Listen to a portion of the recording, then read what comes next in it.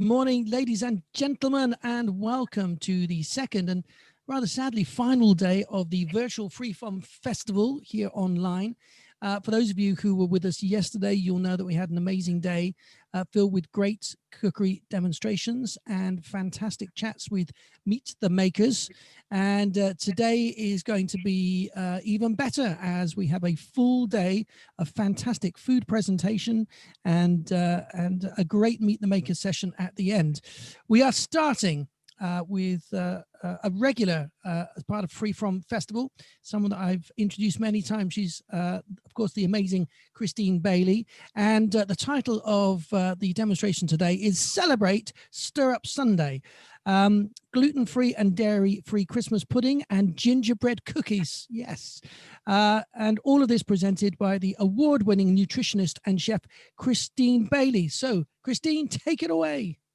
Oh, bless you. It's so nice to have you here again. It's weird having these virtual events because normally I'm seeing you on stage at the Freeform Festival, events around the country. So welcome to my kitchen, everyone. I was here yesterday showing you a couple of really lovely seasonal dishes, the red cabbage slaw and some superfood truffles.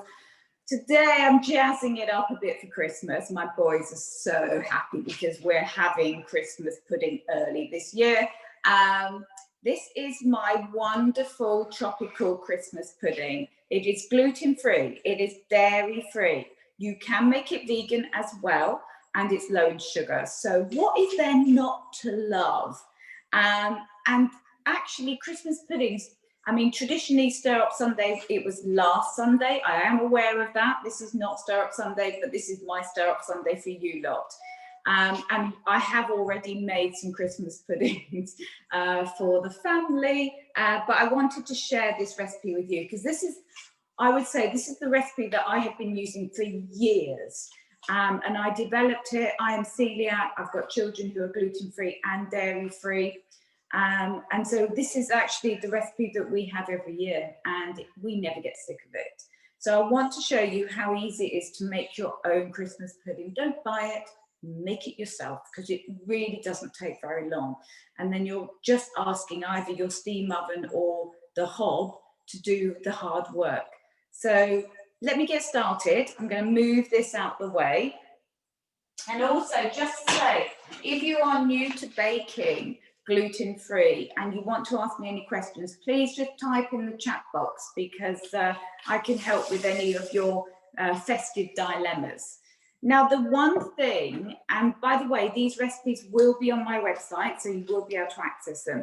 The one thing you do need to think about is doing something in advance, and that is preparing your fruit and soaking it. So it's just like you would make your Christmas cake.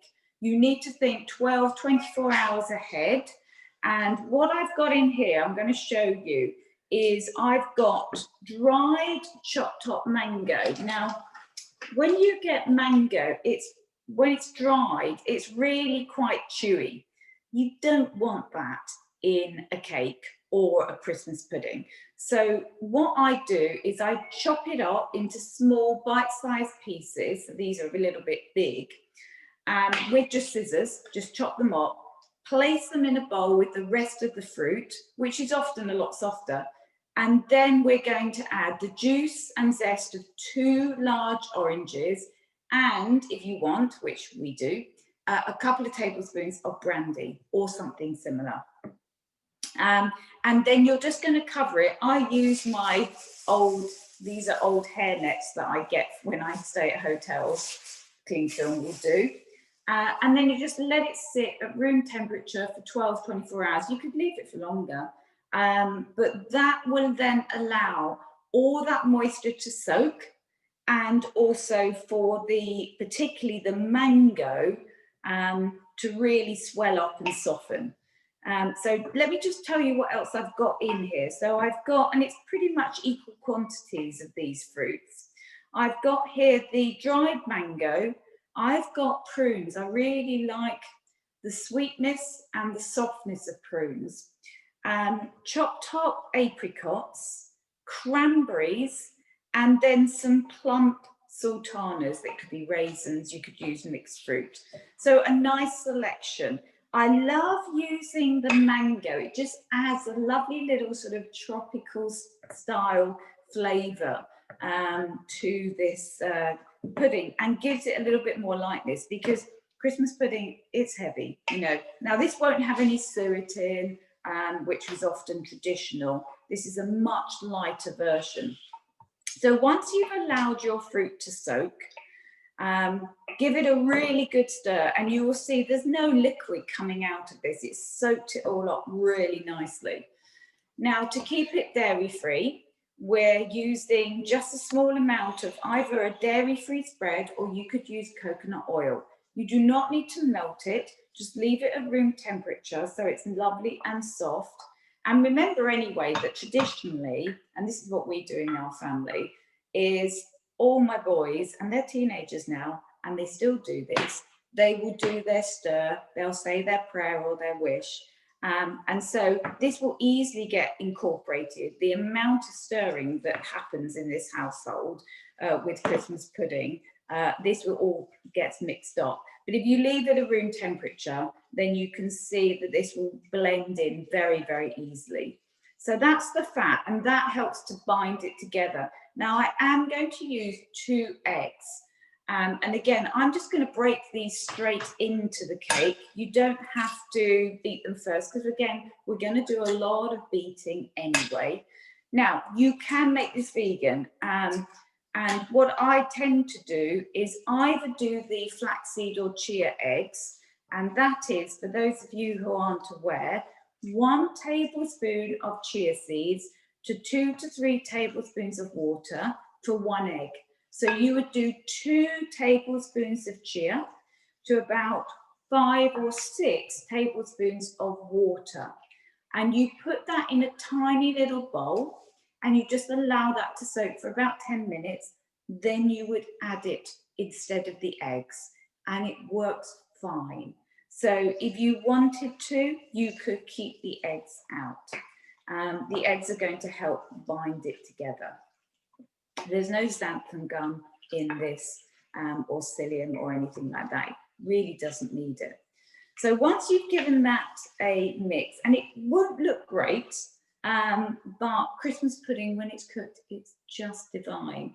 Then I'm going to add my drier ingredients. So a little bit of xylitol is not actually very much, because quite frankly, you don't really need a lot of extra sweetness when you've got all that dried fruit in.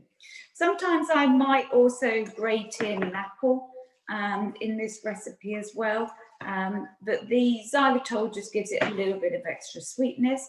And then to help bind, in here I've got a small amount of self-raising gluten-free flour. You could use rice flour, which is also very light as well. It needs to be very light. And if you don't have self-raising, or you're using rice flour, I would suggest you add just a teaspoon of baking powder as well, just to keep it light. It's not that it's going to rise a lot, but it just keeps it nice and light. And that's going to stir in. And then, and this might seem a little bit strange, but it works really well, gluten-free breadcrumbs. I just make my own. If you can, prepare these a day in advance, just so they're a little bit dry. And those are going in. So I've just blitzed those in a food processor, and that keeps it really light. And then I want a bit of texture. So what I'm going to do is I've got in here just some chopped nuts. Now, if you have a nut allergy, you can leave these out. That's absolutely fine. Those are just ready chopped nuts, and then my spices. So I like cinnamon. I like a lot of cinnamon, and I like mixed spice. Sometimes I also add some nutmeg as well. And then it's a question of giving it over to the children and getting them to stir. And then you're just going to beat this really well. And then this mixture is now ready for either you putting your coins in, which we do. I sterilize coins and I stick them in the cake. That's just our traditional thing that we do. But then it's to put it in your pudding basin. Now, I sort of cheat a bit, in the sense that I use these prepared sort of plastic pudding basins. You could just make one big pudding like this, or just split it between a couple. Grease them really well and put the mixture in so that there is a little gap. You need 1 to 2 centimetre gap at the top. These ones actually have a cover, but traditionally you would have a ceramic pudding basin, and then what you would do is cover the top with an envelope of foil. Now the key is to allow some space for it to expand, because when you steam it, and you're going to be steaming it for about 6 hours, it will rise slightly. It will then sink a little bit, but you don't want to constrain the top too much, otherwise it's just going to start to try and get out the sides. So allow about a 2 centimetre gap at the top, and then you're either going to grease this top and put it on very lightly, or you're going to wrap some foil in an envelope so that it's almost like a dome over the top of the cake, of the pudding. Then you're going to steam it, either traditionally over some water in a steamer, or I happen to have a steam oven, so I'm really fortunate because I can just forget about it. And you steam it for a minimum of 5 hours, but if you want a slightly darker cake, 6 or even 8 hours of steaming. And then at that point, you're going to take it out, allow it to cool, and then you can just keep it in your fridge until Christmas Day. Every so often, you might want to just feed it with a little bit of brandy. It doesn't need that, but we often do that. And then on Christmas Day, you need to steam it again for about an hour and a half. An hour will probably be fine until it's piping hot, and then it will tip out onto your plate, ready for your brandy and everything else. So that is how easy it is. And what might be useful is if I just show you the sort of, here's the one that I made earlier. So I steamed this a couple of hours ago, just because I wanted to be able to show you the finished version. And Chris, I wonder if you want to just do a little quick close-up, and I'll just cut a piece just so you can see what it looks like inside. But this is such an easy recipe. And like I said, this recipe will be on the website. So I just want to cut down like that. And can you just see all that lovely juicy fruit? And you can see how well it's holding together as a gluten-free, dairy-free cake, or pudding rather. It's not breaking apart. It's not crumbly. It really firms and very lovely and moist, and just holds together really, really well. So that's my Christmas pudding. I'm just going to hand back over to you while I just clear up, just in case there's any questions about that, or Christmas cooking generally. Absolutely, Christine. We actually had 2 questions from Jill came in during that. First question was, do you need to avoid mango with sulfur dioxide? And the second was, could you steam it in a slow cooker? So answer questions. Some people are very sensitive to sulfites. Often that's due to some genetic detoxification issues or molybdenum issues. Some people, particularly if they're asthmatic, can often suffer with sulfites. So all dried fruit, not just mango, but all dried fruits, will often come either organic, and they will often be unsulfured, or they'll come traditionally sulfured. So it's really up to the individual. If you feel that you're sensitive to sulfur, then always go for the organic versions.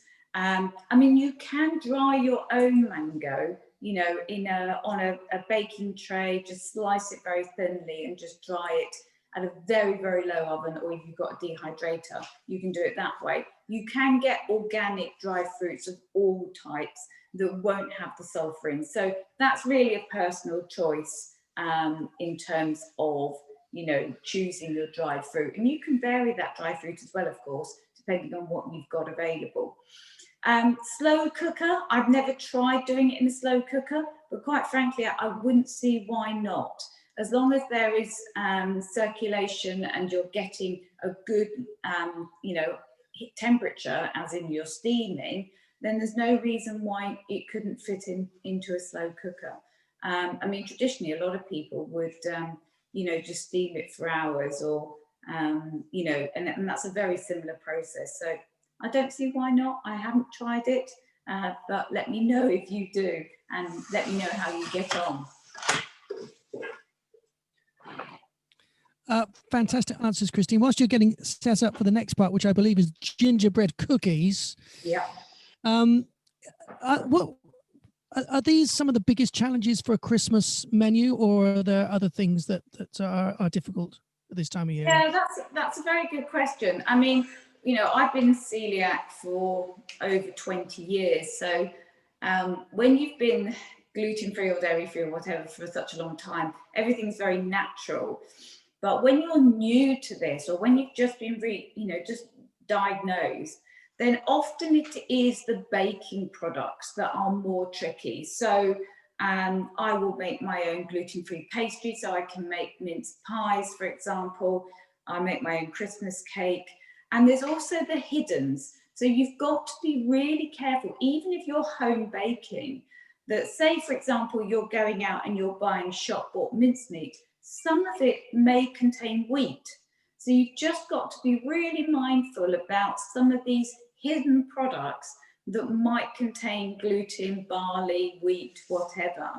That means you just have to be a little bit more savvy. But I would say it's often the baking things that are more tricky. If you think about it, the traditional Christmas meal, which is turkey, veg, maybe some roasties or whatever, generally speaking, those should be gluten-free, dairy-free. You've got to be sometimes careful if you're not making your own roasties and you're buying them frozen, because sometimes the cut potatoes are tossed in a wheat flour to make them crispy, and they wouldn't be suitable. But a lot of supermarkets now, you know, they are very conscious of keeping things gluten-free. Maybe the other things would be things like the pigs in blankets, because some of the sausages will have fillers in there, which will be gluten. But I always find it's the sweet treats that are more problematic, particularly if you're going to someone else's and they sort of forget that you are gluten-free, and all they've got is a whole tray of Christmas cookies that, quite frankly, you can't touch at all. So yeah, I think it's more the baking issues. And of course, from a health perspective as well, I like doing my own, because then I can monitor exactly what's in it and optimize ingredients just to keep the nourishment up and the sugar content down. So you can still make things, particularly for children, that are not necessarily going to give them such a sugar rush, because there's going to be a lot of that anyway over Christmas. So gingerbread men, very, very easy. You know, these lovely little cookies really don't take very long at all to make. And of course, you don't have to make gingerbread men. It could be star cookies. It could be whatever you want. And what's really nice about this is such an easy recipe that you could just let the kids get on with it. And again, they can get much more involved in the festivities and get it ready for Christmas. So you do need some cling film. One of the things that you will find when you are doing a lot of baking gluten-free, whether it's pastry, whether it's certain cookies, is that one of the best ways of rolling things out is to use sheets of cling. Or you can use greaseproof papers as well. But what you don't want is to overflour things, because the gluten, because it's gluten-free, is not there, and it can dry out and flake and crumble. So let me show you my foolproof recipe. Now I am going to stick the mixture into a food processor. You can do it by hand. You can also use a hand whisk or beater as well. So again, if you want the kids involved in all of it and you don't want to use a food processor, you can. This will just make it easier to show you. So let's look at the dry ingredients. So I mentioned that I like to try and optimize the nutrients a little bit more. So in here, I've got ground almonds. I've actually got about 200 grams of ground almonds, just the regular ones that you buy in the shops, not almond flour, just ground almonds. That's going to provide me with more protein, more fiber, slow releasing carbs, healthy fats, so that I'm already reducing that sugar rush that often children will experience. And then we're going to have about 100 grams of a flour. Now, I often will use sorghum flour, which may be new to a lot of people. You don't have to. You could just use a regular gluten-free plain flour, not self-raising, plain instead. But there's a couple of options if you want to experiment. Sorghum flour has a mild, nutty flavour. It's quite high in fibre. It's slower releasing. So again, you're not going to get those sugar spurts. It's naturally sweet. So it lends itself well to cookies, muffins, things like that. Pastry as well, actually. And very rich in antioxidants. So it's a really healthy gluten-free flour. And sorghum, you know, it's been used for hundreds of years. It's a staple in Africa, for example. Often the grain is used to make porridge. So that's an option. Or, as well as the ground almonds, you could use almond flour, which again is very popular for gluten-free and paleo-style baking. And again, much higher in fibre and protein and so on. So those are your options. So I'm putting the flour in. So we've got a combination there, which just adds a little bit of texture. And also because gingerbread cookies are naturally quite warming, nutty, caramelly. These types of flours and the nuts work so well with ginger and spices generally. And then just to help it bind, I've got just a touch of xanthan gum and a little bit of bicarb of soda. You don't want baking powder in this. You don't want them to rise. You just want them to spread a little bit. And then my spices. So obviously ginger, but also I really like adding cinnamon as well. It has such a lovely warming flavour. Now you could add some fresh grated ginger at this stage as well for a real ginger kick. But the dry ginger works so well anyway. And then we're just going to give that a mix. So you could do this in a bowl. You don't necessarily need the food processor.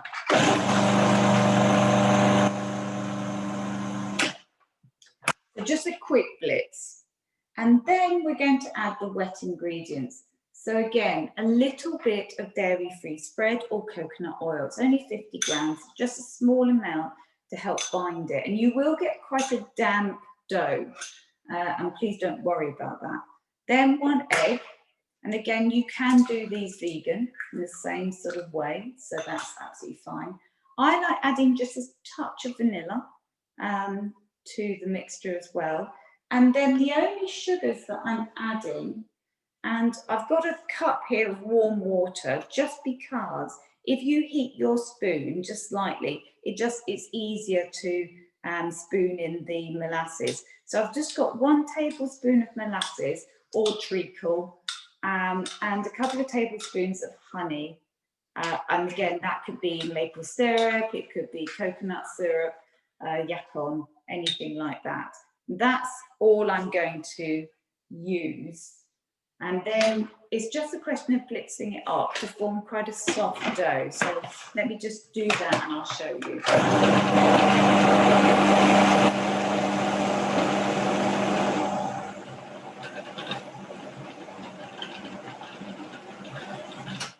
And that's the advantage of the food processor, in that very quickly you have a ball of dough all ready for you. Now it will be damp, so please don't worry. I'm just going to move the food processor so that you can see. This is where you would actually chill it. So normally, and obviously I won't do that today, normally it's a good idea at this stage just to get a little bit of gluten-free plain flour or the sorghum if you're using it, just to dust your dough on there, because it will be a bit sticky, which it should be, so please don't worry. Just dust it very lightly, and then at this stage, normally what I would actually do is just cover it with cling and chill. Now I'm not going to do that. I'm going to show you how I roll it out. So it will be a little bit softer than normal, but I just want to show you how to make them. So cling film on your surface. Now sometimes what I do, and I will do it today just because it's obviously hasn't had that chilling, just scatter a small amount of flour on there. And then I'll just take a half of this dough, just so I can show you. You can see how lovely and rich that is. Flatten it with your hands, it's just easier to start rolling. And actually you don't really need to roll very much. And then you're going to put another piece on top. Now, if you don't want to use cling, you could use a greaseproof paper instead. And you want them to be probably around about a couple of centimetres, maybe 1.5 centimetres thick. So just very gently roll. It's very forgiving, so you can go backwards and forwards however you want. So again, if you've got children, it doesn't really matter, because you can then use all the trimmings, bring them back together as a dough, and then re-roll it. So it's one of these lovely recipes that, you know, you don't have to worry about it drying out or flaking or anything. Chris, do you want to just do a quick close-up for me? And then I've got my lovely gingerbread cookie cutters. Thank you, Chris. So can you see that lovely ginger colour? Just so lovely. So these I actually got from Lakeland, but I mean, there's loads of these cutters. And normally, because it is quite sticky, it actually makes it so easy to place on your baking tray, because it normally comes out with the cooking cutter. And then I'm just going to place them on a lined baking tray. So just drop them in like so. And then those are going to be baked in the oven for only 8 to 10 minutes. That's really kind. Thank you, Chris. You don't need it very long. Now, when they come out, they will still be quite soft. So let them sit on the baking tray for about 5 minutes, and then place them on a cooling rack. And then if you want to, you can then decorate them. I just want to show you. So I've cut a few out, and then you can just squidge the cookie dough back together again and re-roll. And it's perfectly great without it flaking or breaking apart. It's a really such a simple dough, low in sugar, high in fibre, high in protein. And also, say for example, you think, oh, I can't bother to make any more now. You can just put this wrapped in plain in your fridge for 3 or 4 days, and then bring it back to room temperature, otherwise it will be quite hard. And then you can just roll them out again. The other thing that I will often do is, once I've cooked them, allow them to cool on the tray, then put them on the rack. Don't ice them, just put them in the freezer. So open freeze, put them in the freezer, then you can take them out. You might want to, if they're a little bit damp, just, you know, reheat them for a couple of minutes in the oven just to dry out. But generally speaking, I don't find they need that. And then when they're back at room temperature, then you can decorate them ready for Christmas Day. So this is something that you could do now, even if you aren't planning to eat them. These will be eaten by my boys today, I know.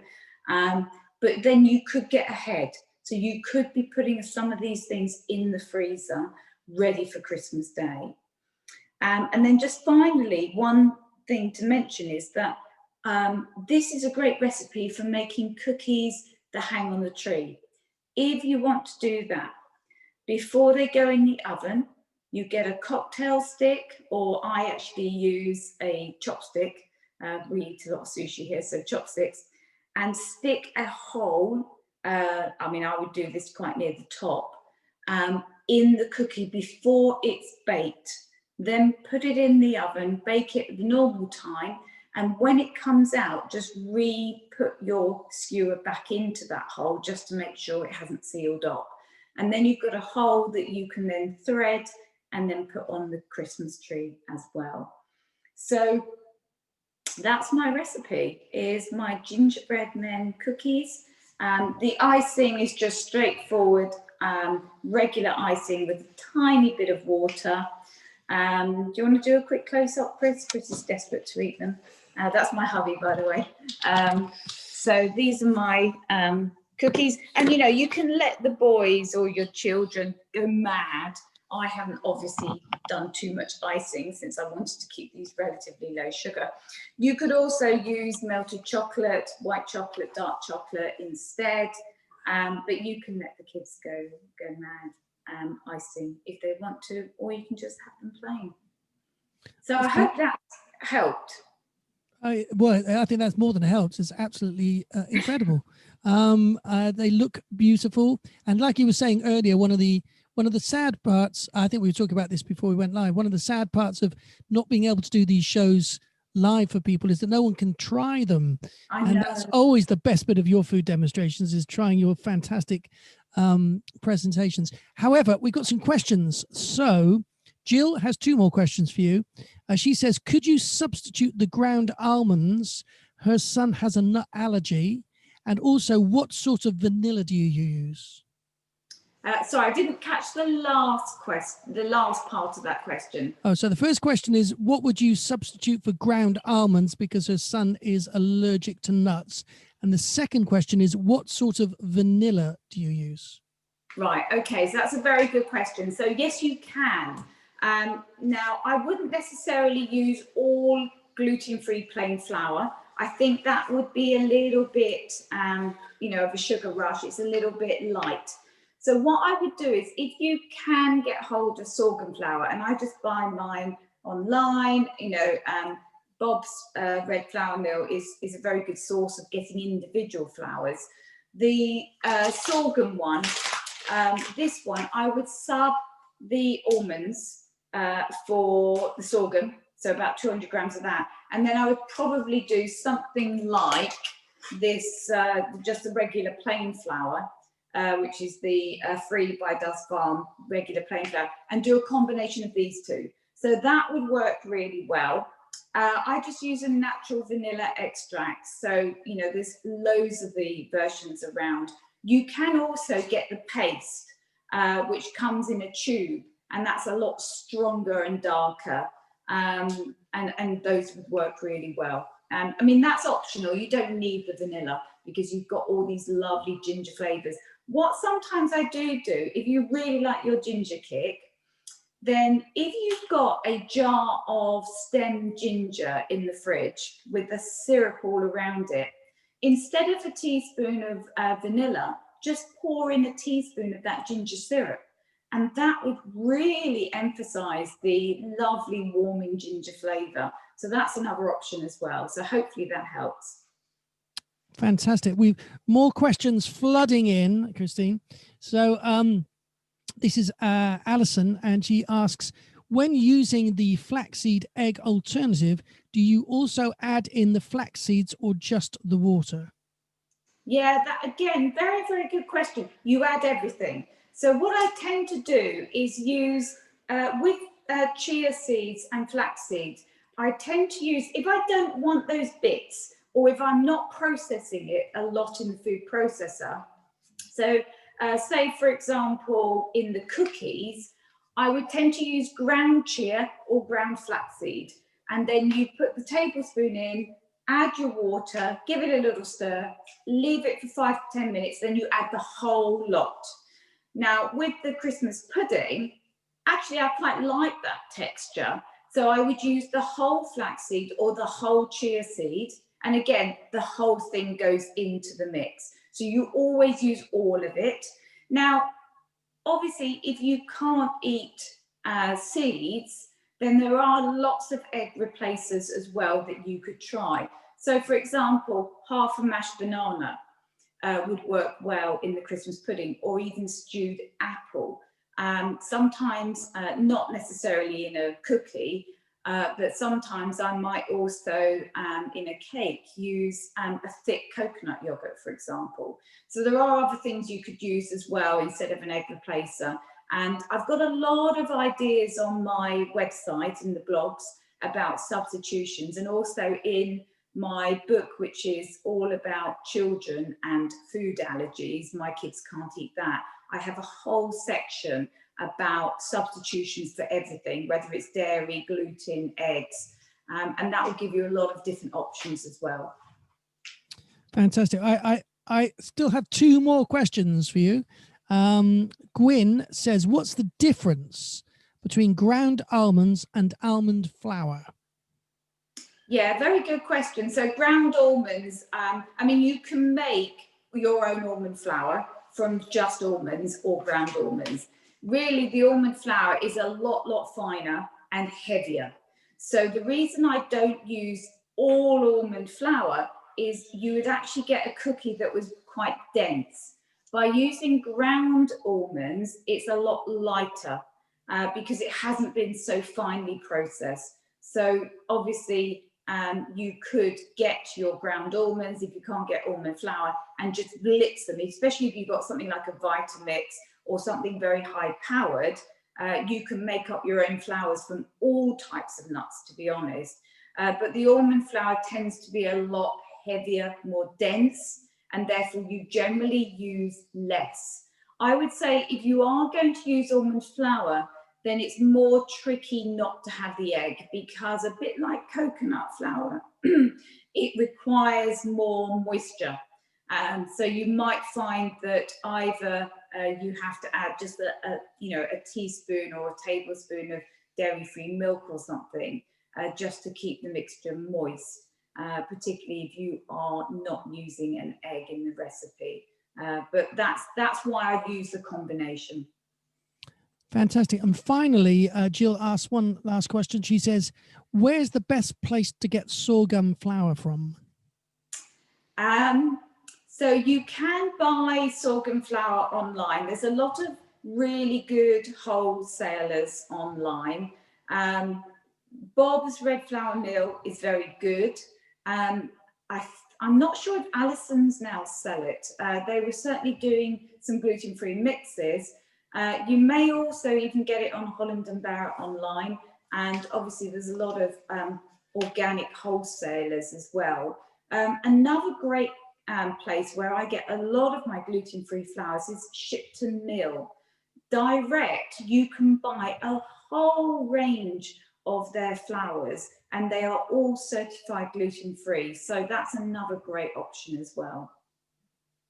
That's brilliant, Christine. Well, I think that's all the questions we've dealt with. You've managed to produce 2 incredibly good looking and what look absolutely delicious. And I'm sure as they're going to be demolished by the kids, the proof is in the pudding, right?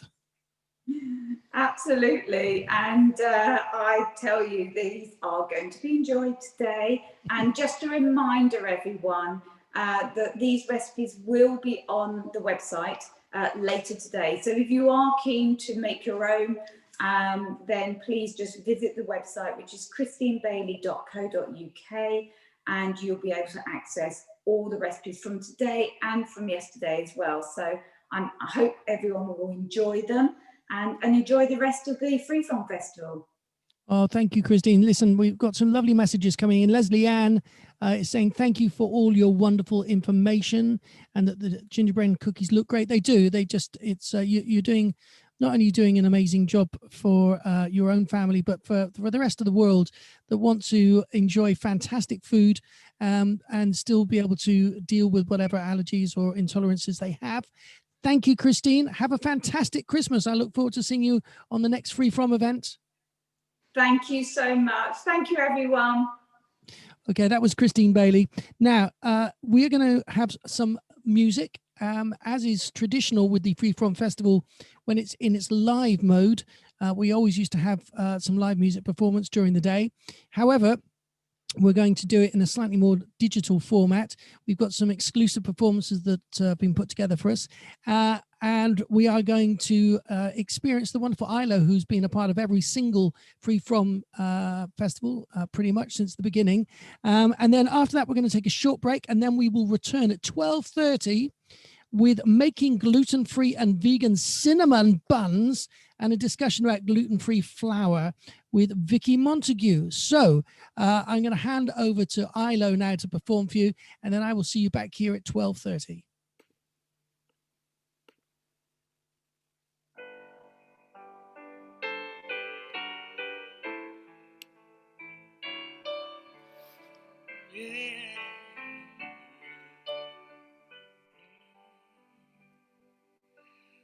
I'm dreaming of a white Christmas, just like the ones I used to know, where the treetops glisten and where children listen to hear sleigh bells in the snow. Oh, I'm dreaming of a white Christmas with every Christmas card I write. May your days be merry and bright, and may all your Christmases be white.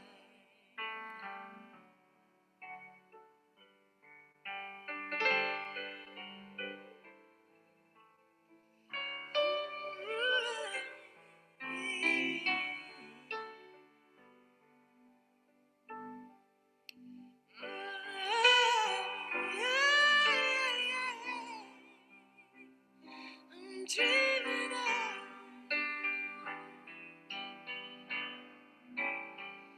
oh, I said I'm dreaming of a white Christmas, just like the ones I used to know,